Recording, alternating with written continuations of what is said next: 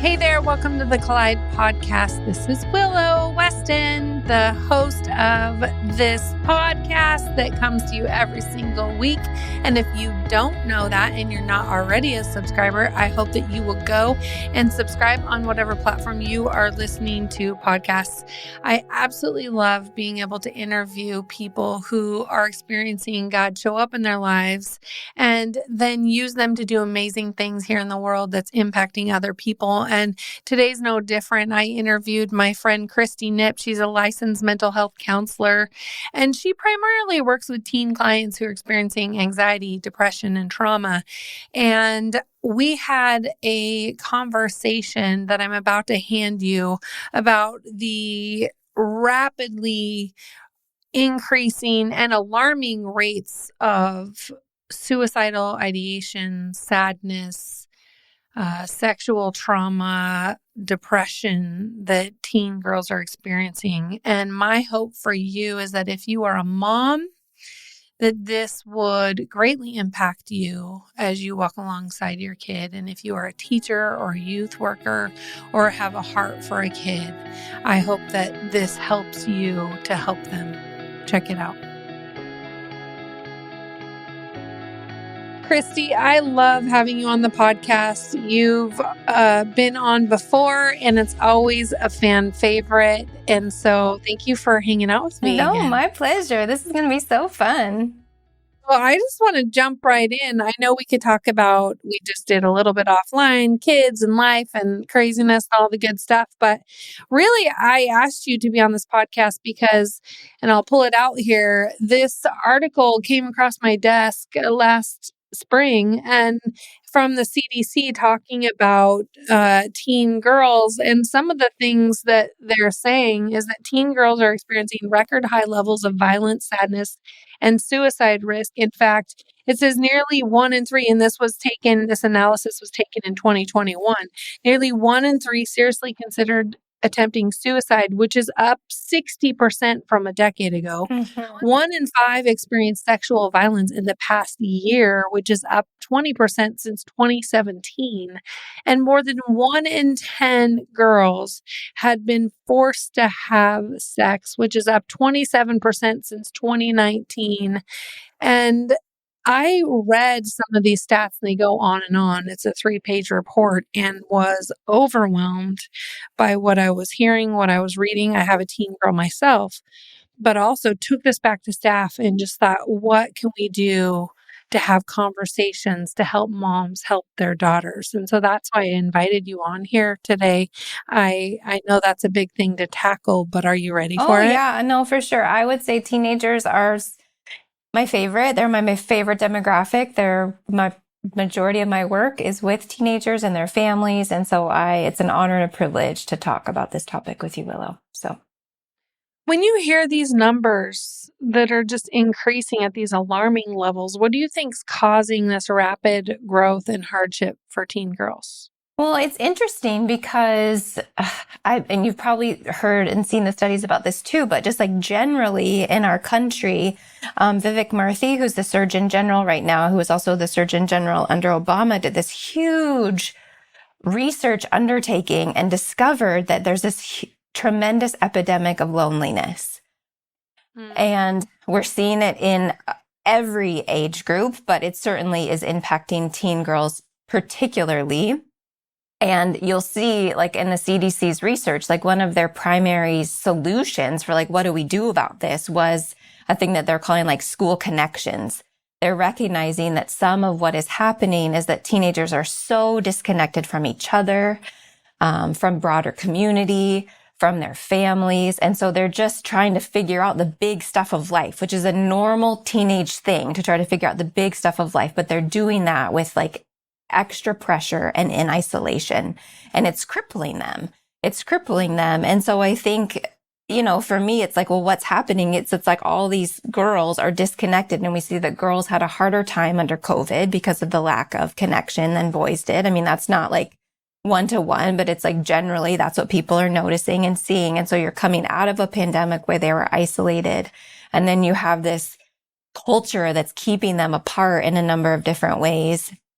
And then you see that they're having tremendous mental health impact because of this isolation. And it's interesting because I think even, Tim and I have girls. We are trying to think thoughtfully about how we parent. We've read the book Sticky Faith. I don't know if you're familiar with that book. It's a chap, Clark Cara Powell wrote it. And one of their main things that they would say is when we think about having our kids hang on to their faith, like throughout the course of their life, having them be in rich community as they grow, and particularly in their teenage years, having them have intentional relationships with people in your home, but also outside of your home that can come alongside of them, that does tremendous good for their well-being generally, but also for their faith trajectory. And so, yeah, I mean, that's, and then, yeah, go ahead. Interesting. Because when you bring that up, I'm thinking, well, obviously COVID had a huge effect on that. We're seeing a mass exodus out of the church in the last few years because of the division and polarization that's happened in the last 4 to 6 years. And so that automatically removes community that maybe would have organically been there. But I'm also curious how much of this loneliness has to do with the onset of iPhones, because I had a friend who read this same report and looked at kind of the graph, and it almost looks like some of these issues started growing at an alarming rate at the onset of iPhones, almost like your loneliness is hiding behind a 4x2 rectangle. Right? Oh, 100%. 100%.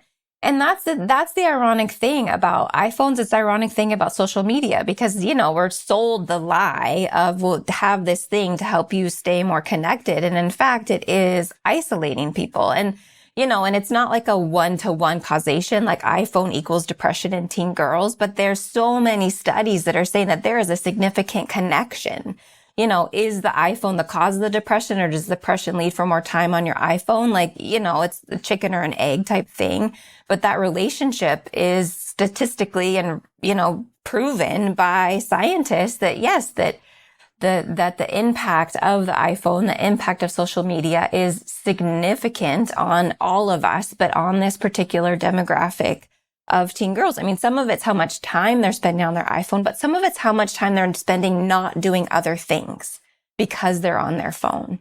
Because, things like extracurricular activities and like actually talking to their friends or going outside or, even doing their homework. Like there's all these things that they're not doing because they're spending time on their phones. And, I know that we'll talk more about this later, but I think some of it is like, what function is their phone serving? Is it serving as an escape? Is it serving as, this means of connecting with other people? But even just how you use your phone is a predictor of this experience of loneliness and isolation and anxiety and depression. Well, it's a weird thing because you can post about your life and get all these likes or get these kind of like little dopamine rushes because you got attention, but what you're posting isn't necessarily what's really going on, right? Like you can post a win in a game, but you're not posting about your parents talking about getting divorced, right? And so you can really feel unknown while presenting that you're very known, which I would think would leave kids very confused on what real connection actually feels and looks like. Oh, 100%. Well, and I think that it's like creating the situation. Like I am noticing so much focus in the teenagers I'm talking to of their obsession with awkwardness. This idea that I can present in a very controlled way in social media, but then in real life, oh my goodness, like how do I navigate that in real life? And they're not even having practice. And so, I mean, awkwardness is something that you experience in puberty anyways, because you're hypersocial away. So you're aware of yourself and you're aware of other people, and there's all this emotions and hormones and blah, blah, blah, blah. But then coming out of the pandemic, I'm like seeing all these 8th and 9th and 10th graders that didn't have practice being awkward and then don't have practice in real life interacting because they're only interacting on their phones. And then they're just like so freaked out about how to even have a normal conversation. And and so I'm just like, you can do this, like reach across the room, say the thing, like be honest.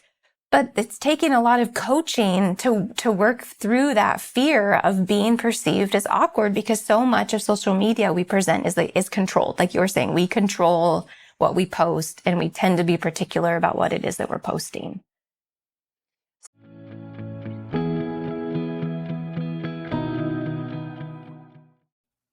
Hey there, I want to tell you about my new book, Collide: Running into Healing When Life Hands You Hurt. And life does hand us hurt. And if we don't get healing for that hurt, our pain starts to come out sideways. And that's what we see when we're having sleepless nights and anxiety and insecurity, walking into parties and friendship breakups and all of these things. And so I want to invite you to say yes to God's healing in your life so that you can not only live the life you are made to live, but you can bring healing to other people who are hurt.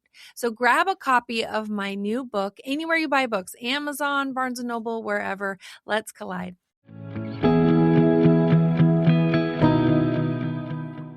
So a mom who's listening, who has a kid who's glued to their phone, avoiding awkward experiences in face-to-face interactions, feels more comfortable sort of hiding behind social media instead of fully being known and connecting with community. What do you encourage a mom to do to encourage her kid to step outside from behind that and start engaging in real relationships? Yeah. Well, I mean, the thing about teenagers is they don't like being told what to do. So it takes a lot of finesse. Yes. It takes a lot of finesse because you are still the parent. You are still in charge. I say this to the teens I see all the time. Like, you still have a parent. You are not in charge yet, but like, them buying into what you're saying matters. And so I really like to use a lot of, like, with the, when I'm coaching parents, I try to have them use language of like, I wonder, or I've been noticing you've been spending a lot of time on your phone. Tell me more about that. Like, I want to understand you. What are you noticing in yourself after that's happening? What are you noticing even drawing you to your phone? Is that working for you? Maybe in the moment it feels like the right choice to make, but then is it working in real life? Does it lead to you feeling more connected? I wonder if maybe some other activities or some other form of community or some other form of connection might actually be more beneficial, as scary as that sounds. How can I help support that? Could we do some brainstorming around like what would be fun for you to do? But for me, in my experience with my own daughters, but then also in the people that I see, I think a teenager really has to own that. They have to own their change, or else, I mean, you can make a teenager change, but it just doesn't work very well. They just become bitter and grumpy at you, and that creates more distance in the relationship. So as much as possible to help, steward that conversation, but help the teenager own what they're noticing and what they want to do different is beneficial in the long term. So, but parents are also parents. They're allowed to set screen time limits and say, no, you're not allowed to have that. I think it's easier to catch on the front end. My kids think that I'm weird and crazy, but we don't talk about them having a phone until after they're done with their 6th grade year. And then even then, we don't give them an iPhone. We give them a Gab phone, which is a phone that it looks like an iPhone, but doesn't have the internet and can't have access to social media. And they think that, again, just because we're trying to slow the train down a little bit. So, I mean, there are things you can do on the front end too, but it's like once your child is a high schooler that has an iPhone with all the things, you have to be having those conversations and trying to understand them and make those decisions with them. It's interesting because I just hit empty nest mode, as you know, and I look back now. I can look back over the last 4 or 5 years of my kids being teenagers, longer, I suppose. And there's so many times where I just told them my opinions about things that I believe to be true about the phone or anything else, rather than you're suggesting, let's invite them into paying attention to themselves, how they feel, what they think might be best. I think that's all great. When I look back, I think I did that, but I also think I did some bargaining. Mm. I had this realization at one point, and I looked at Rob and I'm like, we're paying for this. Yes. Like, we're paying for them to be disconnected from us and from other people. We, in some sense, are in control because we actually pay this bill. And I got mad at myself that I'd let it get to a point where it seemed unhealthy. And I think there's an element, and I know you're a counselor, so you can tell me if I'm wrong, you can psychoanalyze me, but there is an element where we have to fight for that connection in our families, where we have to model it. And I see it. I mean, I've gone on vacations with people. I see people in restaurants, even in our own house. Sometimes if you're bored, you just pick up a phone now and you look around. Now everyone's on their phones. We're not playing chess anymore. We're not playing charades or gin rummy, or going and taking the dogs on to the dog park, or going on bike rides, or talking about anything. We're literally just staring at our phones. And I think there is an element of this where parents have to model the healthy relationship with a phone in order for their kids to have the same healthy relationship. We can't expect them to ask, I wonder, if we're not asking it as well. Oh, 100%. 100%. And I think to be honest with your kids, that it's a struggle for you, or, to be honest about how you notice it impacting you, or to be honest about, hey, like, I'm realizing I need boundaries around my phone, around my own screen time. Will you hold me accountable? Like, this is what, and to name that reality. Like, I want us to be a family who is connecting through, like, playing together, spending time together, having conversations together. And I'm realizing that our phones are getting in the way of that. And as the person still in charge here, like, we can't do this anymore. Like, you're too important to me. I can't pay for this. Yes. Knowing you is way more important to me than knowing whatever Shirley is doing on Tuesday. Like, I want to know you. And I think to have those check-ins with ourselves where we're able to say, like, I'm the parent here. Like, I remember when the girls were little and they were losing their minds, like, in the bathtub, and I was, like, getting so angry, and I left the bathroom and was, like, trying to take deep breaths. And, like, the Lord was like, Kristi, you are the parent here. Like, you are the adult. Mm-hmm. And I think I still have to say that to myself sometimes when my daughter's rolling her eyes and not wanting to engage with me, to be like, I am the parent. I am the adult, and not that she can't learn to have self-control, and not that she can't learn how to use her phone properly, but I am the one that God is saying, like, it's you. Like, it's you. You are your children's first teacher. And what does it look like to model for them? But yeah, a healthy relationship with their phone, among so many other things. Mm-hmm. So these numbers, I'm wondering, when you think about all the images, all the voices, all the pressures that are saying, do this, be this, look like this, don't do this, don't be like this, don't look like this, all of these things, how much of that is impacting young girls today? Oh, 100%. I mean, we think about, I don't know if you saw the new Barbie movie, it's the thing of the summer, but I mean, even in there, they kind of reference this idea that, we don't want to play with Barbies because we don't want to have to look like a Barbie. Like, the whole idea of girls comparing themselves to each other. I mean, we do it as adult women. You know what I mean? We have to own that we do that as an adult women, as we try to figure out, because we're social creatures. Like, God has designed us to gain feedback from one another. Like, that's a good thing. To, like, spur one another on is a really good thing. And yet the downside of that is there's this temptation and this ugliness around comparison. And as adult women, we can acknowledge that and, like, own that. But as teenage girls, like, that comes to life, with that realization that they are a person that other people can see, and that they can project a certain persona about who they are in this world.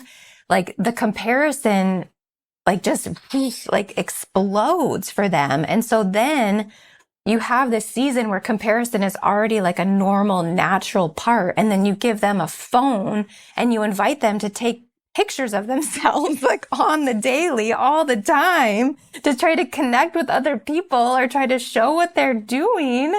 When it's no wonder they become like so focused on what they look like and what other person looks like and what other person is doing. Like, cause they have this God-given innate compulsion to like know and be known and connect with other people. And it just gets really twisted, you know? And so, and I think helping our daughters say like, oh wow, like when I am just on my phone, scrolling through images and just absorbing the images that I'm seeing, and I'm not actually connecting with my friends or like being creative when I'm just absorbing that content, like that content is gross and not helpful for my own understanding of who I am. That's not actually informing anything about who I want to become. It's actually like creating this like grossness inside of my soul.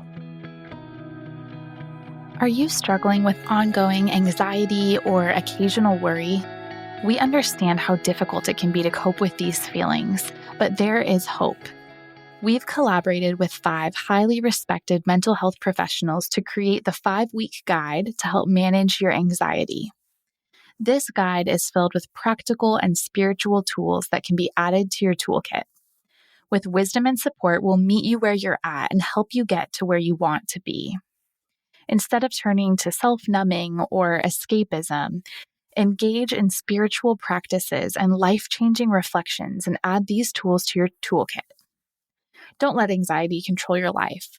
Let the Anxiety Guide be your companion on the journey toward healing and peace of mind. Get your copy today by clicking the link in the show notes.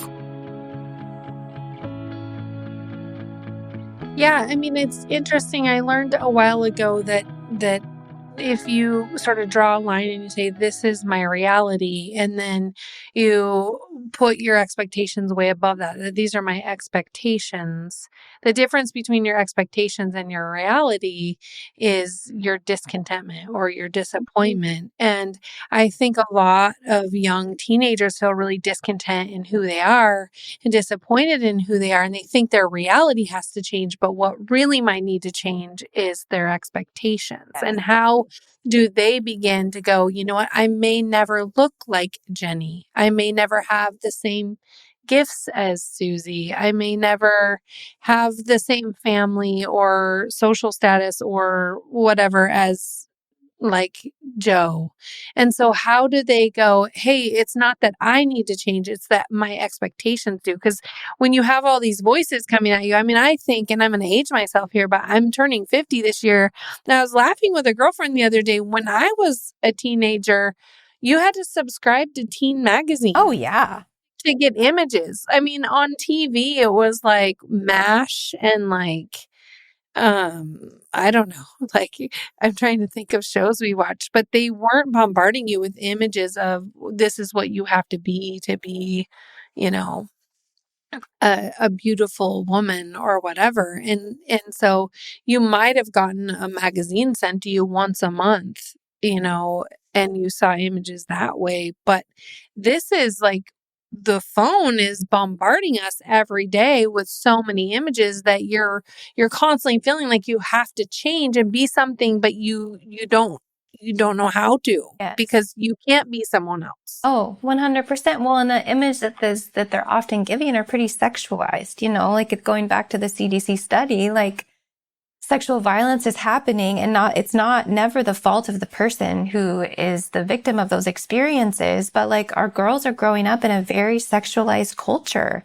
And so it's not just images of pretty people with no flaws that have been photoshopped perfect, but it's also like images that aren't appropriate even just for their own brain development and like shouldn't be shared with the world. And so I think that yes, like learning, like cultivating a sense of gratitude in our teenagers for who they are, for like the particular ways that God has created them, like intentionally and purposefully and with great care and love, and having them, you know, model for them, like, you know, I mean, positive affirmation, but even just gratitude for who they are and who God has made them to be, and even just comfort with our own bodies and our own self-images, like going back to that modeling idea, but then also saying like that is not right. Like how people are being presented, you know, is inappropriate and is not right. Like that also is a part of that conversation. And so it's like teaching them like you are so good with how God made you, like that is what is real. And we, like we can change the color of your hair and cut it to make it cuter. We can I can teach you how to put on your makeup differently. Or if you want to go buy a different top, like, sure, let's go shopping. But like the essence of who you are is so good. And I want to be thankful for that. And I want you to be thankful for that someday. Like how do we lower that bar of like our expectations and reality? Like some of that is gratitude. Like I am so thankful that this is how God made you. Like I am so thankful that this is how God made me. Like this is what I see in you. And just like be speaking that like gratitude over our girls, I think is really, really important. Kristi, I want to switch gears a little bit and talk about what are some of the indicators that we have a kid struggling with anxiety. There might be moms listening who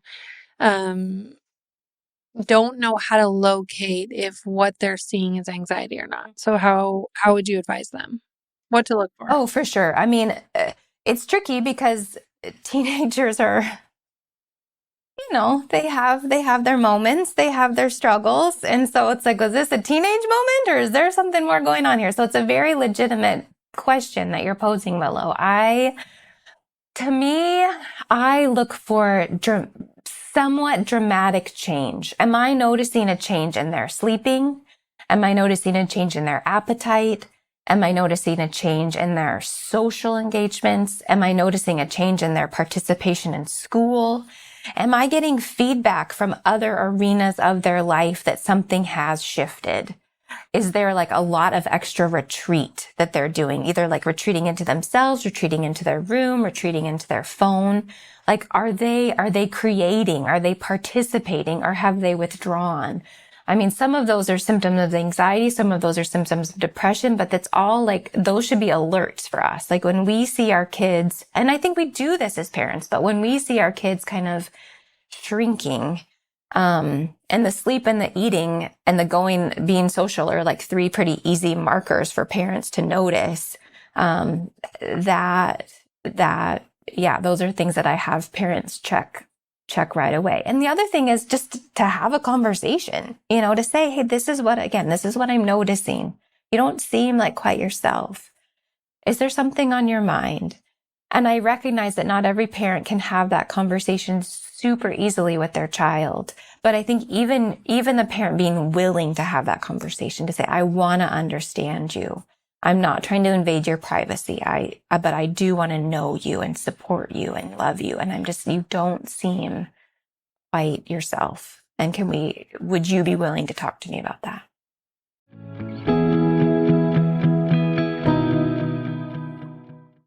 Hey friend, if you want to be the first in the know to hear about our upcoming podcast guests or our upcoming conference dates or the latest Bible studies and devotionals that we're crafting for you, or the free gifts that our staff is making to bless your life, make sure that you sign up for our newsletter. You can do that by clicking the link in the show notes and sending us your email. You'll also get encouraging notes from me every single week. So we'll see you there.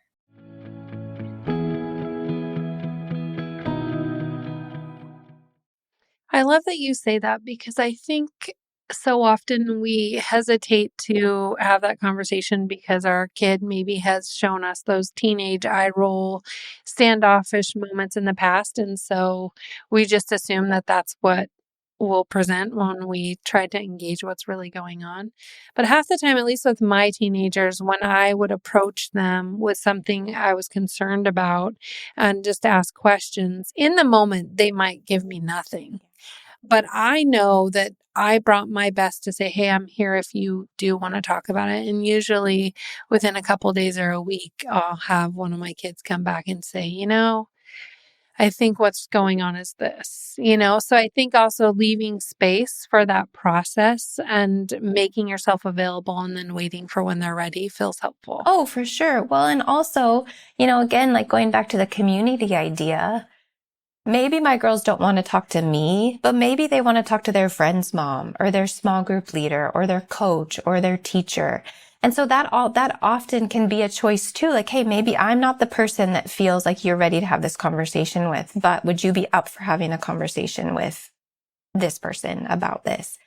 Because again, like, we're not meant to raise our kids or to live life in isolation, but to be in these interconnected relationships. And I know that teachers and coaches and mentors and other people's parents are having those profound, deep conversations with children that they, don't live with. And I'm grateful for that, and I would just even say, if you're listening and you are that mom who like buys the extra food and, drives the extra drive and is having those conversations, like, thank you. Like, that matters so, so much. So true. Are the indicators of depression and suicidal ideations the same as anxiety, or should we be looking for something else? Well, I mean, I think the idea of anxiety is that there's like this perceived fear that doesn't fit reality. So, and we hold that in our bodies in a way that's kind of like an energy. And we could talk more about that, but depression is really like a subduing that happens and an apathy that takes over. It's not so much like an anticipated fear, but it's a hopelessness. And honestly, like, as a parent, that is really scary to see your child like lose their drive, their motivation, their hope, that things are going to get better. And so I think, if depression is presenting itself, often it is like the sleeping a lot, just telling you that they're super tired. They probably even just look like downcast in their presentation, their physical presentation. And I think it's scary. Like, as a parent, it is scary to say, like, are you okay? Like, are you safe? Have you ever thought about harming yourself? Like, those are like terrifying. Like, that takes us so much courage to have those types of conversations.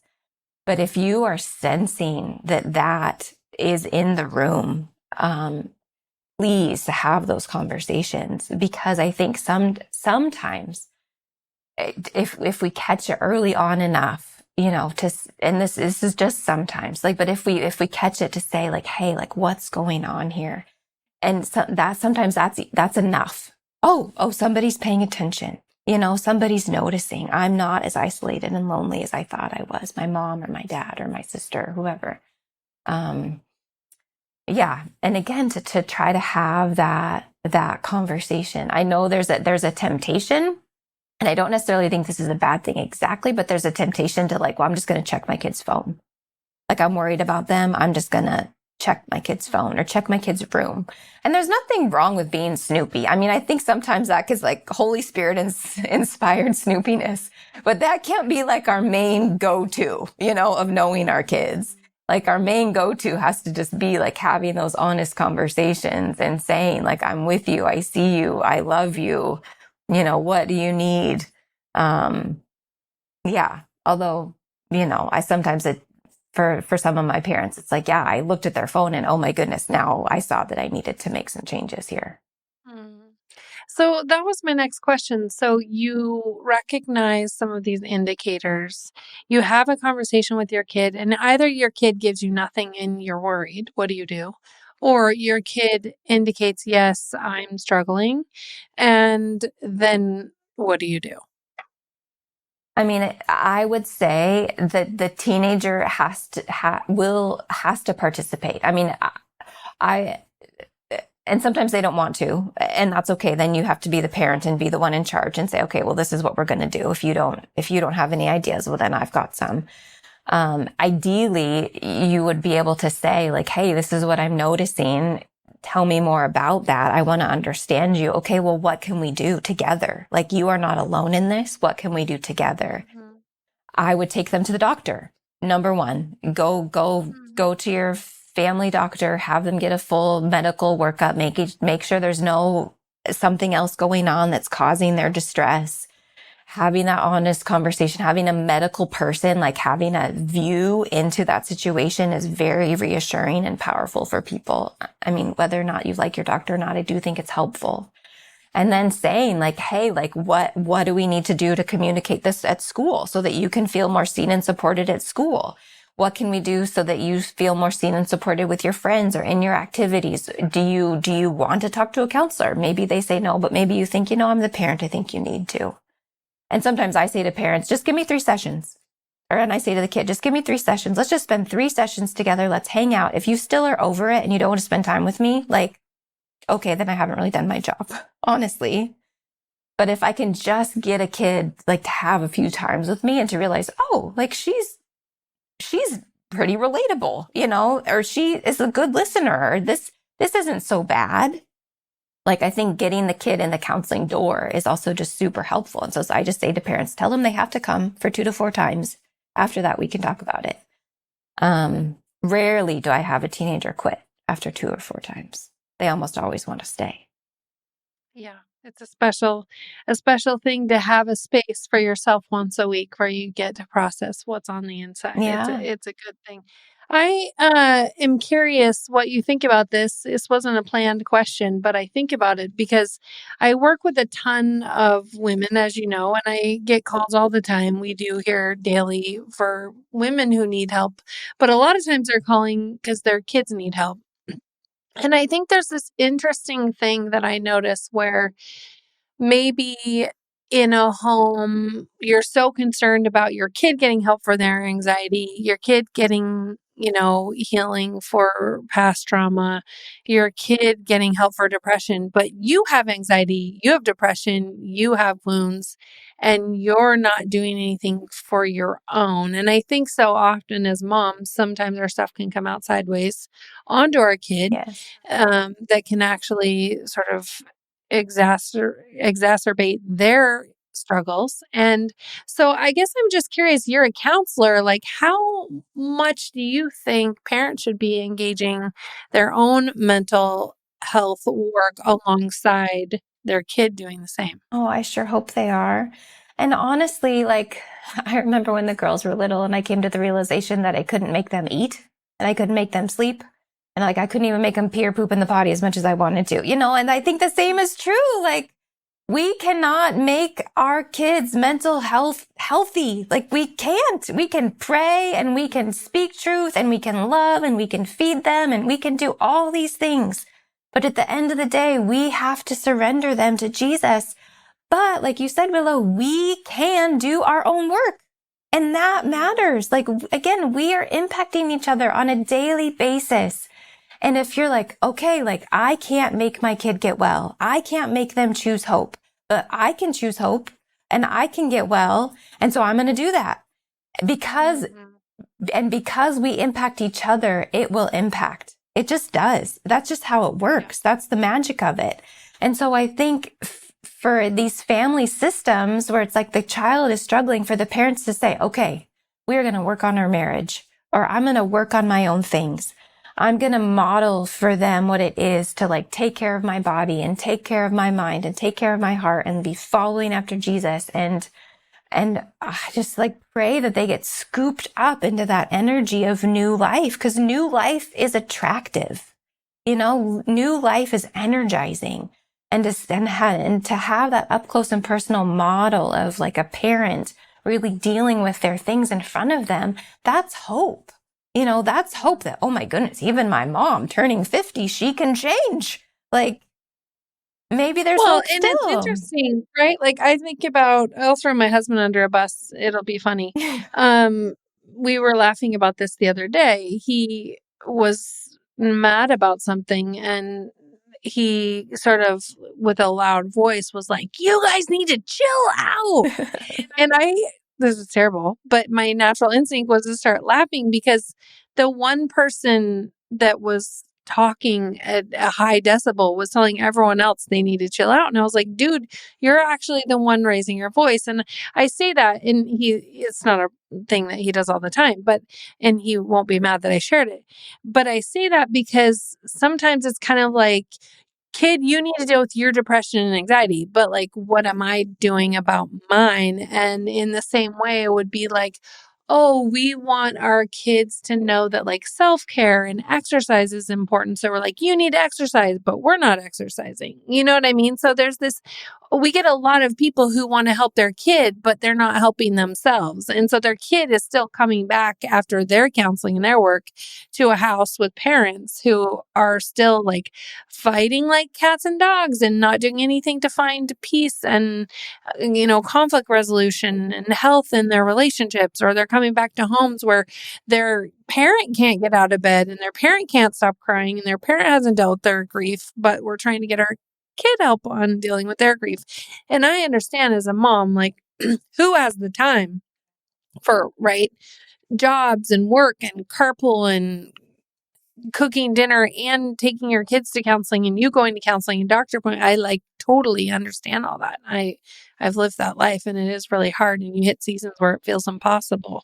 But I guess I'm just wondering, from your perspective as a counselor, how important is it that we are doing the work side by side our kid, or can we really expect our kid, like drop our kid off at counseling and hope that they experience this new life that you're talking about while we're still sitting in our old sick life? Yeah.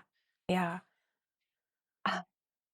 I think, because I do think the time that we take to invest in ourselves as moms, as hard as that is, that really does matter. It really does matter. And I felt that in my own life. Like when I turned 40, I was like, I need to do something, And so what did I do? I asked my friend Janelle, and we decided to join the CrossFit gym, which is like the most unexpected situation that you would ever put me in, because I am not a bodybuilder type at It's true, all. guys. If you know Kristi, I'm this like is the most unexpected. quaint person. But I have felt this, like I've just been reminded, like when I take time to care for myself, I am a better me. And when I'm a better me, I'm a better mom, and I'm a better mom listening to my kids. And so I think, even though sometimes I'm like, I've got a lot of stuff to do. Do I really need to go to the gym for an hour? Yes, I really do need to go to the gym for an hour, because if I'm going to be able to listen to my teenager talk at 9:30 at night about her struggles, it helps that I have just worked my butt off for an hour at the gym. And so I think I just would say, like, don't believe that lie that doesn't matter, because it does. Like, it does matter to get ourselves to counseling, to get ourselves to the gym, to like pay attention to what we need, even though so much of motherhood is like surrendering and pouring out. Like it makes a difference, and it matters. And I want to model, like with our phones and with my own mental health and with my physical health, to my girls, like, you can do this. Like, you can do this. I'm doing this. I'm not perfect, and we're doing this together, but let's do this together. Like, let's do this together. Yeah.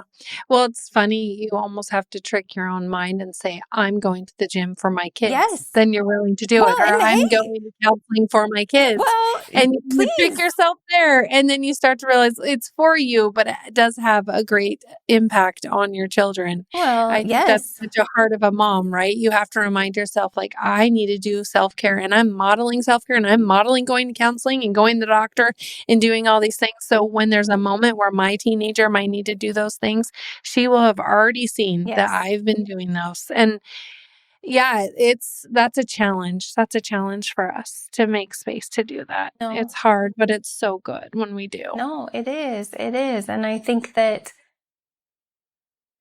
I mean, I think for us to, as much as we can, like, I'm the worst. Like, my girl has her first track meet today, and I'm like anxious, as we're talking about this, because I hold that, like when our kids are struggling, like we hold that, we feel that, or at least me, the feeler, does. And so, but to recognize, like, I can be that like steady presence in the life of my kids, not all the time, not perfectly, but God wants to use me in my everyday life. And I want to be in sync with what he has for me. And I can offer that. And what I'm offering is like good. And it matters. And my girls are going to feel that, they're going to feel that. And so I just think, cause I think so much of motherhood, a lot of life feels invisible, it's like, well, what does it matter? But no, like it does. Like it really, really does. Yeah, absolutely. I mean, I think with anything in life, if we have to go into something, I mean, obviously you're a counselor, I'm in ministry. When we show up to our jobs and we know that we have to go and really invest in people who need us, we can't just come tired and unprepared and all of those things. And I think being a mom of a teenage girl is probably the largest ministry you'll ever have in your life, right? To 100%. walk alongside a teenage girl, it sucks the bone marrow out of your bones. It like takes you on emotional roller coasters. It exhausts you. Like I just remember leaving work and being so tired, and then you go home and you're like, you're taking them places and driving them places, you're cooking for them, you're helping them with school and signing field trip forms, but you're also, how was your day? And hearing about, mean girls and hormonal stuff and all the learning. It's just so much. You mentioned earlier, like going to bed, like laying in bed, talking to your teenager at 9:30, and that's when they start opening up. And you're like, oh my gosh, all I want to do is go to sleep because I have to get up and do it all the next day, but it matters. And so I think it's so important for us as moms to make space and margin to get what we need to be able to keep pouring in and investing into them. This season is so short and they need us so much. So I love that you hopped on today to talk about teen girls and what they're struggling with. I feel like we could talk about it for hours. I know people are going to want to connect with you and the work you do. If that's you listening, email Collide at info@wecollide.net and we can give you information about Kristi. But Kristi, I always love hanging out with you. Thanks for being here today. Anytime, Willow. My pleasure. Anytime. Like I said, I could talk about this all day. So thank you for inviting me on. I really appreciate it. We might have to have a part 2. Let's do it. You let me know. Okay, awesome. Thank you.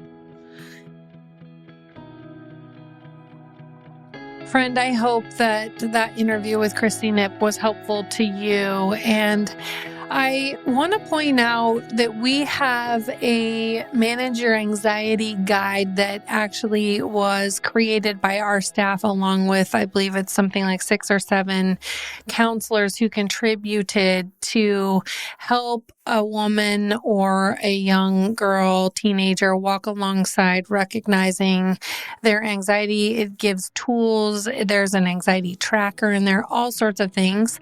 And the more I thought about it as I was listening to Kristi talk, I thought, man, that could be a really cool thing for moms to do and moms to invite their daughters to do. Or maybe you mentor a kid and that's something you could do with them, walk alongside with them. In that, you can check that out on our website at wecollide.net. And my hope for you is that as you continue to pour out and love the teen girls in your life, that God would use you to just infuse them with hope and with a sense of worthiness and a sense of their own belovedness, that they would know that without a shadow of a doubt, they're here for a reason. And I pray God would use you to remind them of that each and every day. Keep colliding, friend, and we'll catch you next week.